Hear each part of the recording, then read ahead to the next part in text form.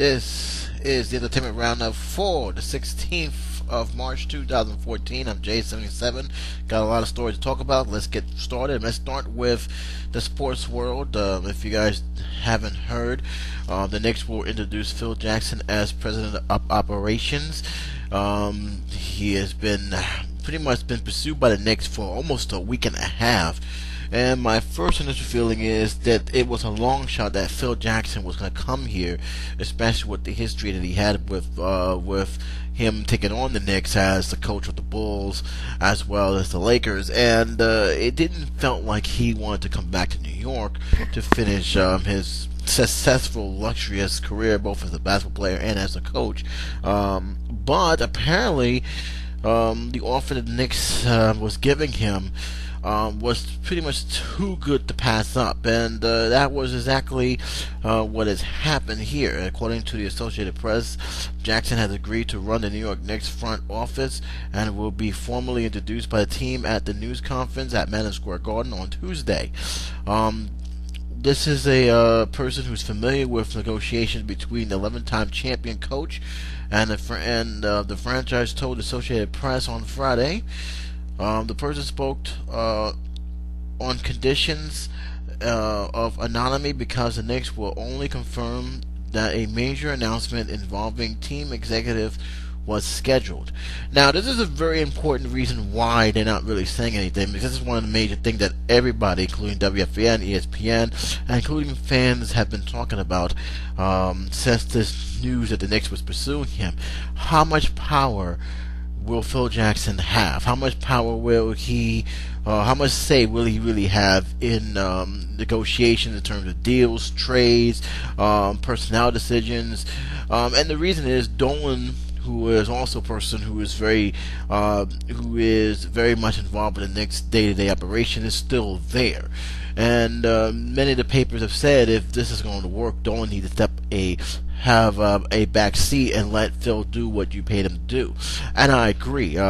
This is the bottom line. This is my concern. If you just bring Phil Jackson here just to become a figurehead, something that the talented fans say, look, we got someone who is a proven winner, who will motivate. You paid the guy for the wrong reason. They gave him a lot of money, and I seriously doubt they gave him that money just to be there, to smile and to wave to the camera and make announcements that he didn't make, but pretty much Dolan had made behind the scenes. And this is something I'm very, very concerned.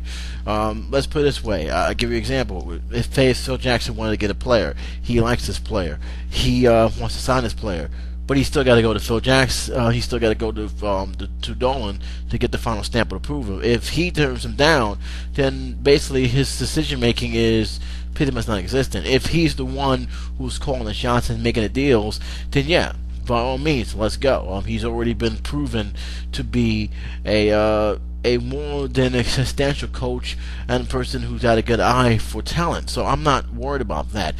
Is this a bit of a pill for me to swallow because he has been someone who's been a thorn on my team's side for so long? Oh yeah. This is something that I when I heard about the deal, I said, even if I have him, I'm glad he's here. It's like, he beat my team every single time. I mean, he won 6 championships with the Bulls. He even won more with the Lakers, 5. He has won as a player. So this is a guy who has tremendous history and success. And keep in mind, he didn't really need to go to New York. He really didn't. But he chose to come back here. He chose to help out the Knicks. And it tells me a lot about the franchise and how much they're trying to change their image. Well, let's keep it like it is. For a Knicks, they made decisions for the wrong reasons, and a lot of decisions, especially the Allen Houston one, giving him a multi-million-dollar contract, more than what Michael Jordan was getting at the time. It really hurt the Knicks for years. I mean, years. And we're just starting to try and get back to where we are, but we still have to make decisions that are basketball-oriented and not corporate-oriented. And that was the thing that I think many Knicks fans who have listened to this audio right now can agree on. They didn't make the decision to help improve the team. They made the decision to try and keep the seats filled, and because it was, let's be honest, very expensive, to the point where even the fans can't even afford to go to the Garden, and that was a big problem. And I'm hoping that they learn from that. I'm hoping that this will no longer be an issue. That Phil Jackson is the beginning of good things to come. Who knows? This may be a failure, but right now, to me, where I see it in front of me, this could not come at a better time. The Knicks is, and it's just the Eastern Conference in general. The Knicks are not very good.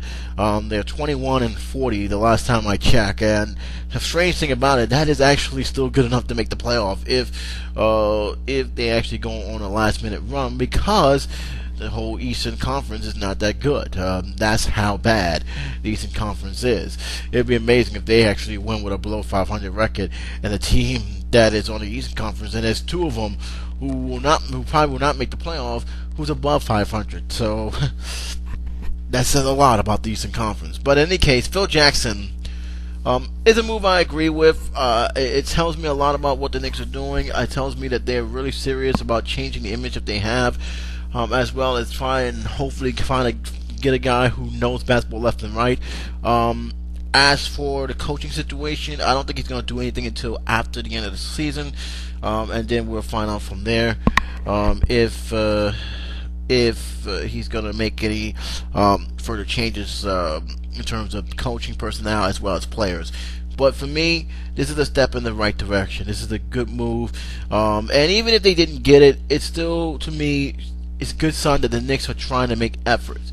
They're trying to improve the team and trying to get players that will help bring that team to the next level. But most importantly, it shows me that they're starting to care about winning more so than what they have in the few years that I've been watching this team. So I welcome the move, and I think that anybody who is a Knicks fan will welcome it. The only thing I gotta say is it's a bitter pill to swallow, because this still is the guy who beat my team every time they came on the floor. But nevertheless, if you can help us win, if you can help change the image and show us how it's done, then I'll willingness to bite the bullet on this one. I'll leave a link below, let you guys hear what you guys say. Jeez, Justin Bieber. Oh God, I can't. I really didn't want to talk about this, but it is making the waves. It is entertainment news. And being this entertainment round, I might as well just talk about it. There's a video that TMZ, and I want you to keep in mind of where this is coming from. TMZ, okay? There's a video about a disposition video. CNN has covered it. I'm going to leave a link to CNN. Alan Dirk had made the cover. Who's covering it? It says here that, and I quote, the fact that Bieber appeared reluctant to answer any questions from an attorney and for a photographer who accused Bieber of ordering the bodyguard to attack him last summer. Several video clips of this disposition, which the Miami judge ordered in the photograph lawsuit against Bieber, were posted Monday on the celebrity news website TMZ. Was released came just days after another Miami judge released video of Bieber giving a urine sample, jailed after an arrest on driving under the influence charge on January. In the video from this position, Bieber pimped and winked at the camera at the time, but he was hostile. He was a hostile witness, and most of the 4 hours. Keep in mind of that also as well, because it's very important to understand. 4 hours of questioning by Miami lawyers who represented the photographer Jeffrey Bino. Bieber attorney objected when the count asked if he ever dated Gomez. Bieber had a long-term relationship with Gomez, which included many encounters with the paparazzi. Now, I'm going to stop here for a minute. I want to very, very be clear here. I just see the video of what TMZ had brought out. And yes, what he was doing there didn't help. It's not going to help his case matter if this goes to a trial. It will not help his case matter at all. His lawyer should have better prompted him for what he was doing and what he says, and he should have been more professional. But this is a young kid who thinks he's higher than anybody else, who is very smug and is trying to put an image that is only going to hurt him in the long run, not help him. I'm gonna say this right now, all right? And I know the fans gonna stick up for him. Whatever, that's fine. I care less. My thing is what he's gonna do 5 years from now, 6 years from now, because I don't see this guy gonna be around too much longer. He doesn't have a memorable song that actually sticks to anyone, as far as I'm concerned. I cannot tell you, except that one song, "Baby Baby." That's it. And that's not even a great song in my opinion. So this image thing he's trying to do, this bad boy image which no one's buying and he's trying to do, is only going to get him so far, and then he's going to collapse. So that alone I'm just going to say that I'm going to leave it up to him to do it. He had a chance, and let me tell you something, from the videos I just seen in his youth, he has talent, but he's not using it. Instead, he's trying to use this image and thinking that's going to help him. That's fine. With that being said, and this is something that's very important I have to bring out, and this is playing devil's advocate when it comes to this case. You gotta remember, this is TMZ giving you this information. I don't trust TMZ to give me the facts of this story. And the reason why I also brought up the 4-hour disposition, and again I have to stress this, 4 hours. Sometimes these lawyers, sometimes these police officers purposely keeps you there for 4 hours, repeating the same question over and over and over and over and over and over and over again. These sometimes will change up the way they're answering the same question just to throw you off. After a while, I don't care who you are, you're going to get a little agitated, you're going to get mad, you're going to be starting to get a little bit pissed off because you already answered this question. You already repeated this question. Why are you telling me about something that has nothing to do with the overall case? My own opinion is this: he should not have said nothing. He should have let his lawyers do the talking. He should let his lawyers do the talking. And at this position, let the lawyers do the talking. If this was not even a courtroom, that's the whole thing that bothers me. If this was a whole disposition, let the lawyers do the talking. Because they kept him there for 4 hours, that tells me they was trying to get him on something. They was trying to get him on a lie. And again, CNN have brought up a very important situation that he said something that can hurt him in the case. It's something to do with the drugs being in the system. He denied it, even though there's records saying that it was in his system. See, right there, that's going to hurt him. Right there, his lawyer's not doing what he's supposed to be doing. That's how I know his lawyer's not doing his job. A 4-hour disposition tells me a lot, that they're just repeating the same questions. They're asking questions that really is either going to force him to say a yes or no. There's no in between here. And they're doing this on purpose so that way they can get a reaction towards him. This is why I didn't report anything about this earlier, because to me, besides this not really being much of a big deal, unless they're really going to push the issue and take him to trial, is the fact is that these dispositions often sometimes is a trap-off for anybody, not just for Justin Bieber, for anybody. And you got to remember that you're dealing with police officers whose job is to trap you off. That's their job. When they do these interrogation, disposition, whatever, their job is to trap you off and say something that could be incriminating or would benefit the opposite team. A 4-hour disposition is a long time to be on that chair. So yeah, I can see him getting aggravated. I can see him getting mad. I can see him basically losing his cool. That's why when I said you gotta be careful what TMZ says, because first of all, TMZ is showing you the edited version. They're showing you the juicy part. They're showing you the stuff that will get you mad, get you angry, get you upset, get you agitated. They didn't show you the whole thing. I guarantee if you sat down for the whole 4 hours and you take notes of how many questions that they ask him, I guarantee you'll find 4, 5, 6 of them repeating the same thing. That's why to me, I'm keeping it in the middle. Yeah, Justin Bieber should have been more professional. There's no question about it. He should not have lost his cool the way he did. There's no question about it. He shouldn't make any threat to the police officer or the lawyer saying, don't ask me that question again. Because that's kind of like a gangster threat. What are you going to do? You're going to beat me up? You're going to hurt me? That is not a good sign. Yet at the same time, a 4-hour disposition. You're interrogating me for 4 hours. Some of the questions that's for the same thing. You're bringing my ex involved in this.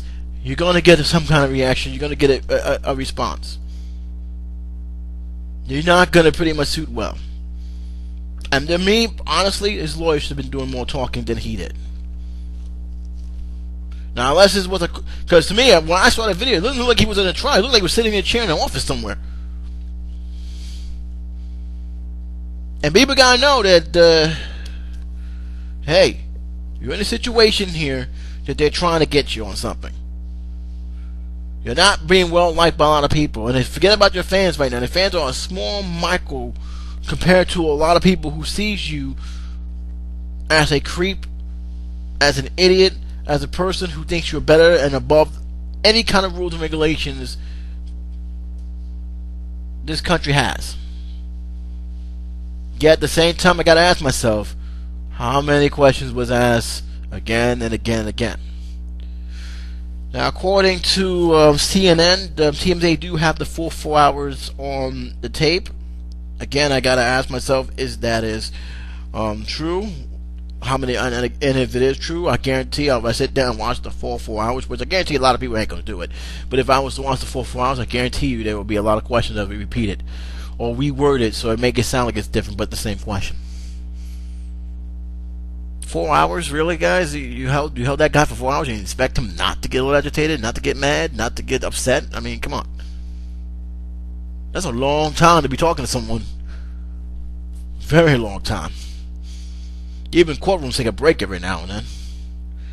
But I'll let you guys talk about this because it is something that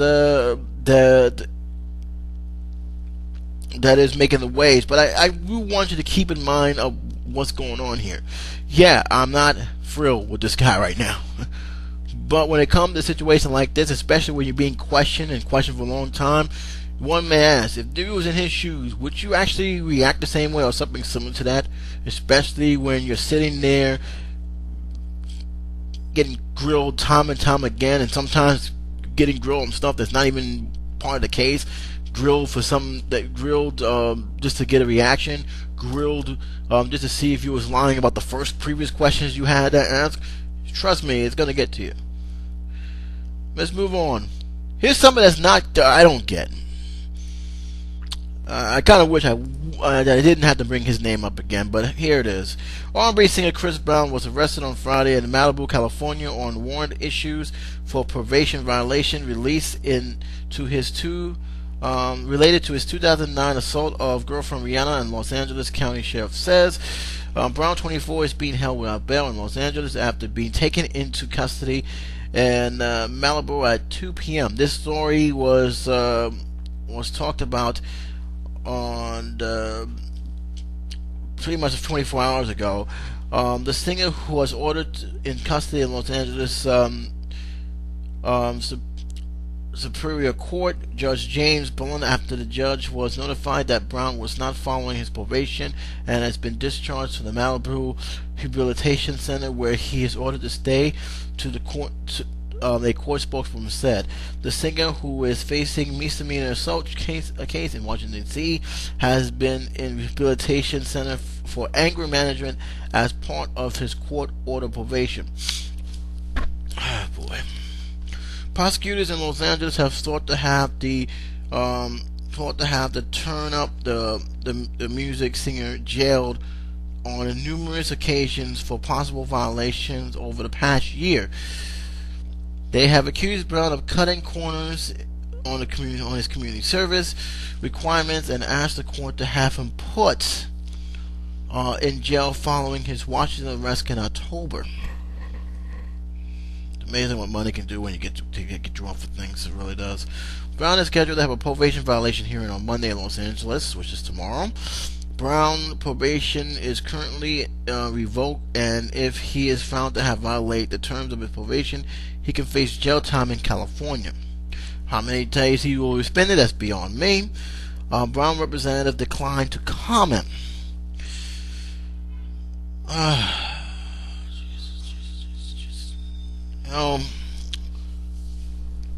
I'm just gonna keep reading. Brown has sentenced Brown to 90 days in a treatment program in November following his assault arrest, where he is allegedly punched and broke the nose of a man who is trying to get a picture of him. That trial is set to begin in April after Brown's attorney rejected a plea deal in February that would have reduced his charges to a simple assault. Brown said last month that Brown should stay in the Malibu treatment facility for substance abuse and anger management because he was doing well in the court order program and it gives him the adequate safety net. In 2009, Brown was sentenced to 5 years probation, community labor, and domestic violence counseling after assaulting singer Rihanna. His girlfriend at the time, on the eve of the Grammys Awards in Los Angeles. Since the 2009 sentence, Brown has been involved in an altercation with rapper Drake. This was happening in New York. And his exchange in New York, and the rapper singer Frank Alston in Los Angeles parking lot. And that's the whole entire article. I just read the whole entire article because I just want to give you a gist of this guy who just simply don't get it. Okay, he really do have some issues. He has some serious anger issues. He has some issues of keeping himself in check and keeping himself out of freaking trouble.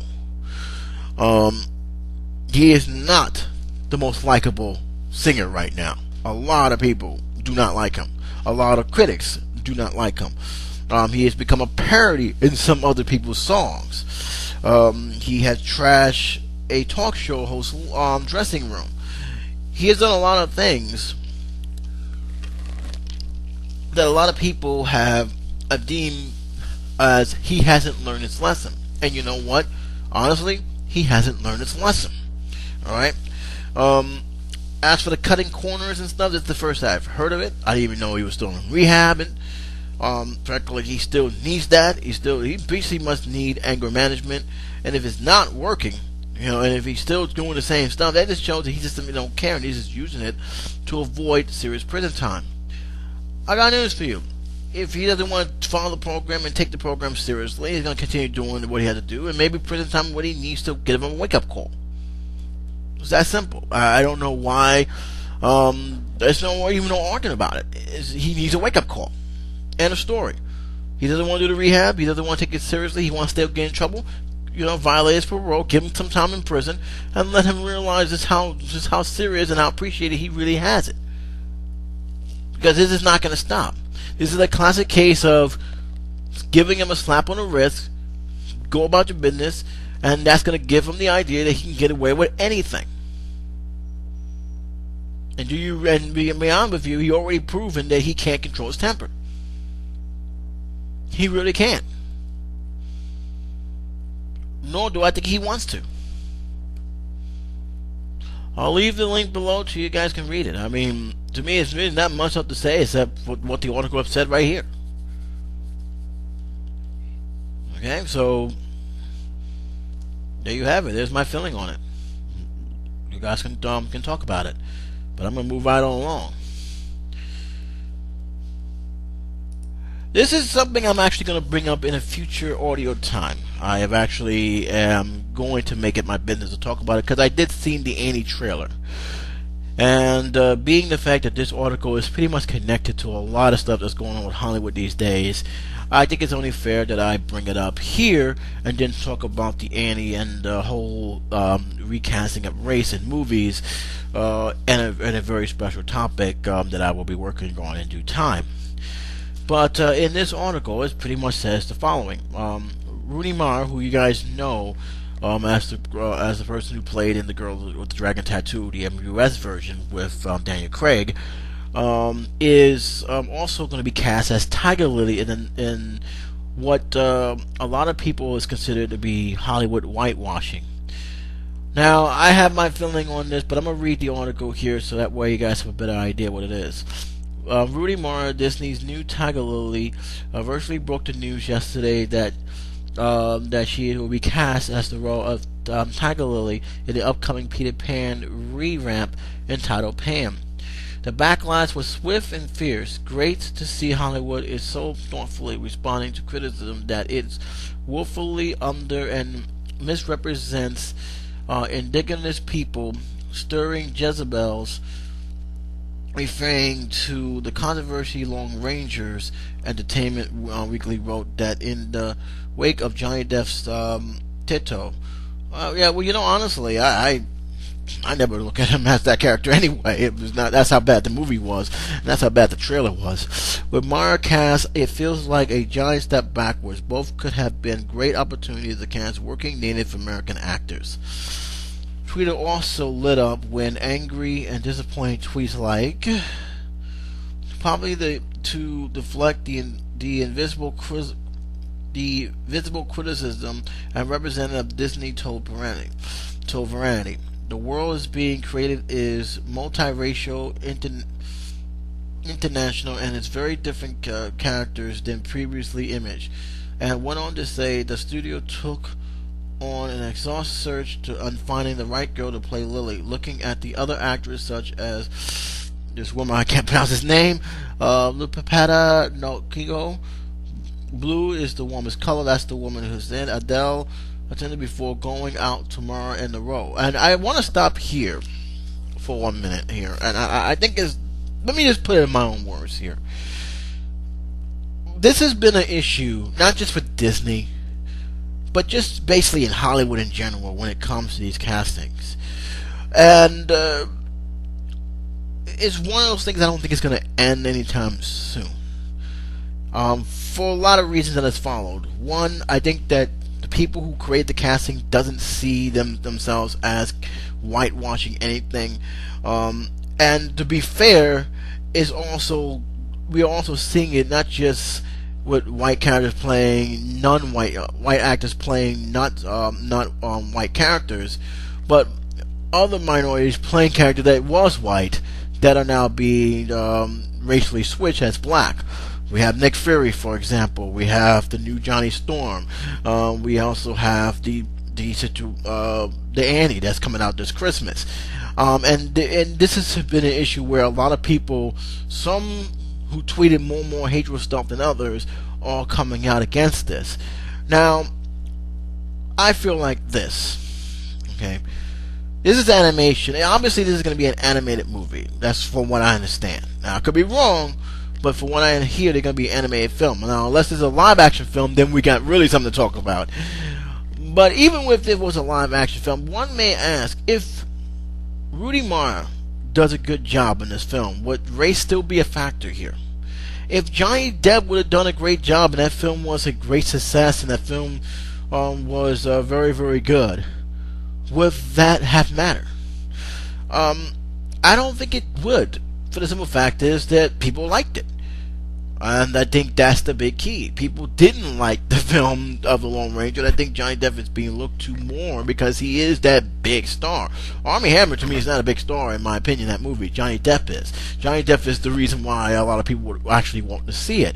The problem is that trailer didn't represent anything, and when you saw Johnny Depp in that man and that makeup, you didn't see an Indian. You saw Jack Sparrow.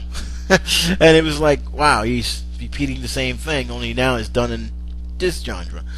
So I always ask myself, have the films been good? Have As Avatar been good? Have this Long Range been good? Would people be complaining too much, or would they praise the film for being an excellent adaptation? That's the thing I think now more than ever that I think I gotta really think about. Annie, to me, I'm gonna just keep it real. The trailer for Annie didn't impress me. All right, but was I looking at the character of this? No, and the reason why, this was already announced years in advance that Annie will be portrayed by an African American. Willow Smith was originally supposed to be the new Annie, but she dropped out because of her age and the fact that she was just burned out from a concert, and that role went to the girl who played in Beasts of a Certain Wild. Am I upset? Am I mad? Am I raged about it? No. It's an alternate version of the musical. And to be honest with you, those who are saying, "Oh, it's a misrepresentation from what Annie's supposed to be," I got news for you. All the Annie movies that I've seen is a misrepresentation of what Harold Gray actually have done. Because if you read Harold Gray's work, really read it, it's not a kid's story. There's a lot of dark elements here, to the point where I'm surprised that girl was still alive and made it past the Great Depression as she did. So let's keep it real here. I mean, the musical doesn't stay faithful to the source material. It's just the musical is more recognizable than even some of the comic strip that actually came out. At least those who have grown up in my time. So I really don't think people should go crazy about it. I think that Hollywood should really seriously take a look at it, because they said they went to great lengths. I don't remember Adele being a Native American or has any connection to the indigenous tribe. I don't know about this actress who her name is this seems to be escaped me. Great movie, by the way, Blue is One Color. But to me, I think the problem is they're not looking enough towards the Native American actresses that are out there. And they're out there, trust me, they're all out there. But I think they're not reaching out as far enough as they should. And I think that they're looking at this Hollywood, and Hollywood's always looking at this, hey, if the actor's good and she can betray it and she can be convincing, because it is about pretend and make-believe, so be it. And I think that's one way is understandable, but also another way that you're undermining other stars who may have done a better job and may have represent their culture by playing this part. You're denying it based on the fact that you feel that it doesn't matter who it is as long as they do the job and do the job right. I hope this won't hurt her in the long run, because this could actually come back to hurt her. I've been seeing a lot of stars taking a lot of heat for something they have no control of. She is an actress. She is being hired to do a job. I'm not going to hold that against her. But I am going to say this about this, and I'm going to leave a link so you guys can read the other stories about this. I think Hollywood need to really consider how they do their searching practice, how they do their casting, and what methods that they're doing that actually is hurting them in terms of the views of the people. Now, I'm not saying to take everybody's criticism into account, because there are some people out there who are just racist and just will just say anything just to be inspired because they don't want a particular race to play a character that they love. I've seen it done plenty of times. The anti-tweets are just ridiculous, and I can't even take that even seriously. And for the simple fact is, this was talked about years in advance. This here, the Peter Pan thing, is fantasy. I can live with it. It's not based on a real person. If it was a real person, I would have a little bit different view, because you're now trying to tell me that that's not an actor out there that can represent not only this person, but the culture that person has been. But in terms of fantasy, I tend to not go too crazy about it.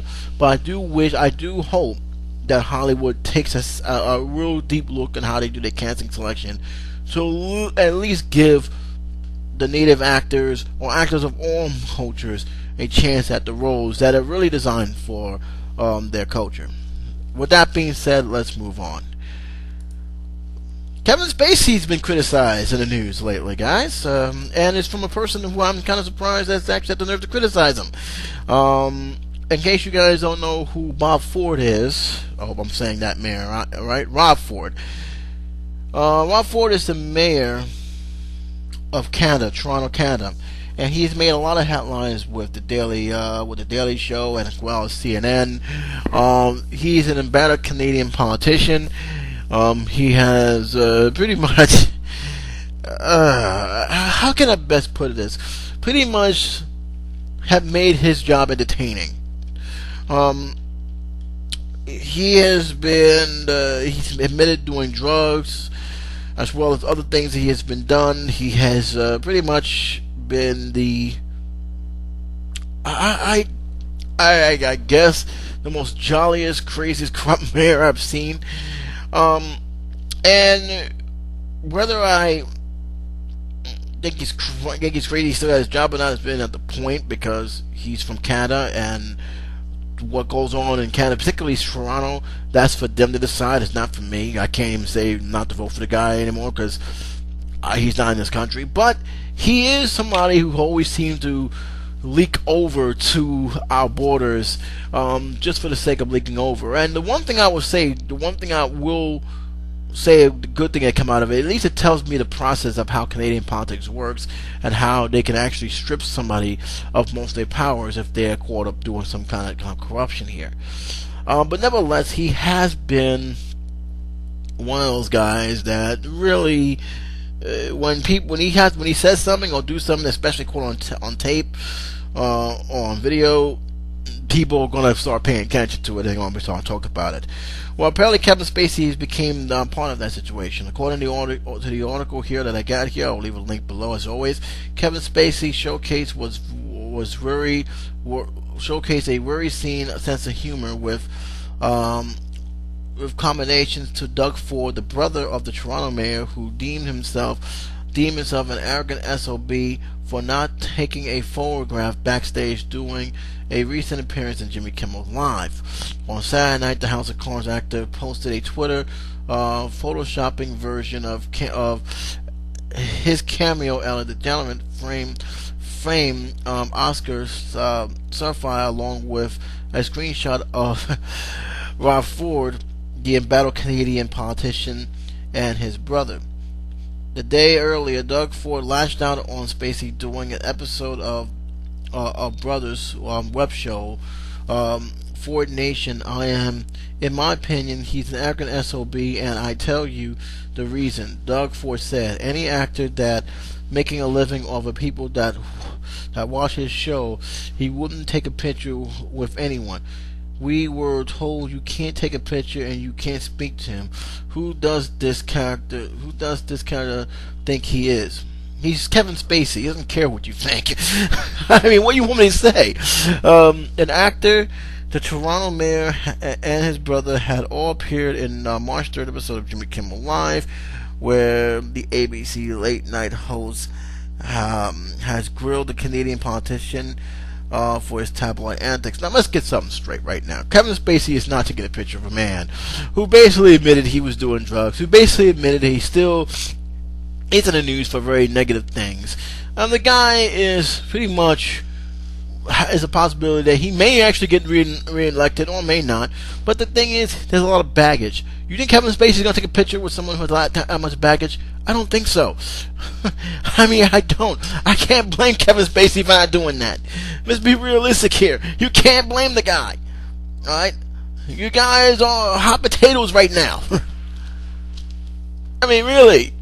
You guys are not exactly someone who's actually in his style, his reputation, want to take pictures. And he's not the only actor. I know plenty of actors who won't take a picture of someone who they know is controversial.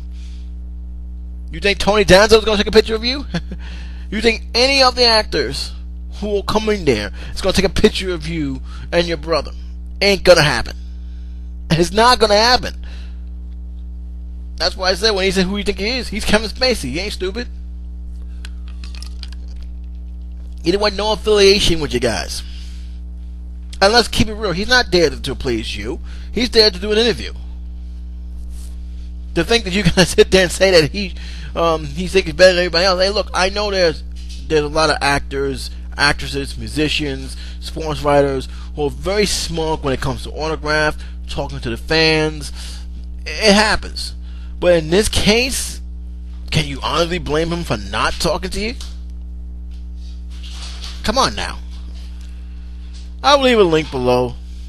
It's to me, it's funny how they are criticizing him, even though what Ford has done, the mayor of Toronto, is 10 times more greater than what Kevin Spacey done to them.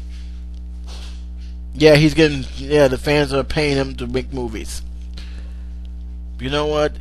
Even he has his limits. He's not going to take a picture of a guy who may possibly have ruined his political career down the road. Last but not least, I got some good news for change since we're now approaching that final mark. Lynn Spears have married Jamie Watson. And this is the news that's coming out a few days ago. This was done by Kathy Ulrich Dorm. She's a certain bride and couldn't be more glowing. Jamie Lynn Spears weds businessman Jamie Watson on Friday in New Orleans. Celebration at the reception at the Auburn Tea Room. The newlyweds. He's in a dark suit with a skunky tie. She's in a V-neck let's cut gown cut into 5 tray cakes dotted in square roses. Jamie Lynn Spears' 5.5-year-old daughter Maddie stood next to the couple with her own white dress. The 22-year-old bride ground was purchased at the Denver Culture at Baton Rouge. The store confirms in an Instagram in January. This is actually really good news.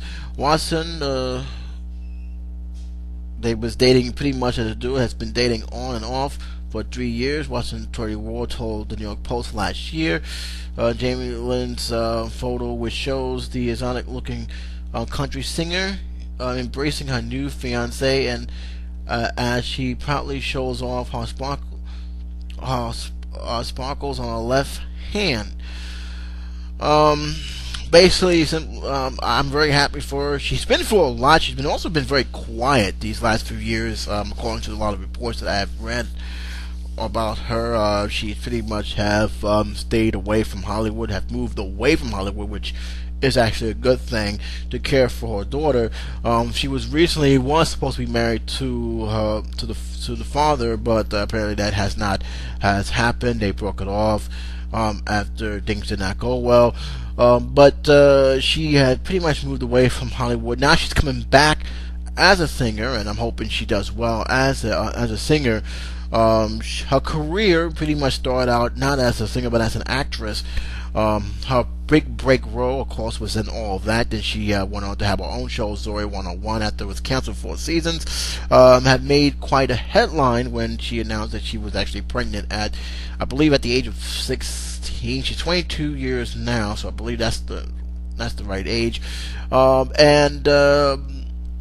Since then, it brought a lot of controversy, a little bit of controversy, but at the same time, she have gotten support from her mother and her big sister, Britney Spears. And for a while, after the baby was born, she really just stood away. She just stood away from Hollywood, stood away from all the nonsense that probably would have came with it if she would have stayed in Hollywood, and basically just decided to have a simple, respectful life that some of the Hollywood big shots have choose to do. I know Reese Witherspoon is one of them. She doesn't live in Hollywood at all, and this is one of the biggest news here. So I'm very happy for her. I'm very happy for her. For the most part, besides that so-called controversy that the news loved to throw out, she have kept a quiet, simple life. She have pretty much have made some choices that, in my opinion, in terms of what's best for her daughter, good choices. Because again, she wasn't thinking about Hollywood at the time. She wasn't thinking about making another movie. She was just thinking about her child. And now that she's older and more wiser, she can actually she's now married. You can only hope that this can only be more brighter and healthier things to come. As for music, I hope she does well in that as well. I know been announced that she's supposed to be releasing something later during this year. Only time will tell. But the important thing is she's doing fine. The family's doing fine. I know Britney's pretty much happy with her little sister, and all I can say is that I wish her well. I wish her and her husband well, and I wish her daughter well. So I'm hoping that this will be some good news even for our fans who admittedly was kind of wondering where has she been all this time, and if she ever going to go back to not only to music but also back into the big screen or the small screen, all depending on her choice. My feeling is, if I'm a person who is going to make a prediction, I think she's not going to go back to the big screen. I think she's pretty much done with that TV thing. I think she's just going to focus on her music, on her writing, and that's it. I don't see her going back to that. I really don't. But if fans, you only can hope that her fans was following her through the TV era, they'll follow her through the music era. It really all depends. Well, guys, that's it. That's all I got to say on this matter. That's all I got to say for all the articles. And as always, you guys can link all the links of these articles can be found at the bottom. You guys can comment all you like. And as always, until next week, this is J77 saying take care, be safe. I'll talk to you soon.